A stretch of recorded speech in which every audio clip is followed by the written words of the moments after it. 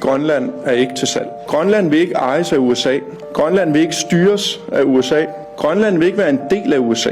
Vi vælger det Grønland, vi kender i dag, og som er en del af kongeriget Danmark. Nu står vi med en geopolitisk krise, og hvis vi skal vælge mellem USA og Danmark her og nu, så vælger vi Danmark. Vi vælger NATO, vi vælger kongeriget Danmark, vi vælger EU. Tiden er ikke inde til interne diskussioner og splittelse. Tiden er til at stå sammen og få bygget videre på det fællesskab, vi kender, og til det, vi ønsker. Det har ikke været nemt at stå op imod et helt uacceptabelt pres fra vores nærmeste allierede igennem en menneskealder, men meget tyder samtidig på, at det sværeste nu ligger foran os.